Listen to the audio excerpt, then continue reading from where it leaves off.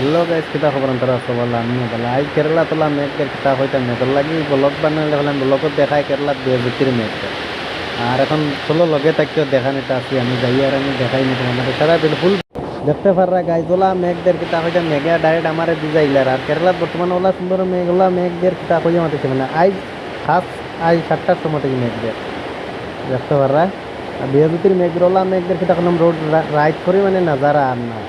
লাগে দিনও হইলে মেঘ দেখা গেল মানে রাইতওয়ালা মেঘে আর তুফানে দিলা দে আমরা তো হজুর মেঘ দের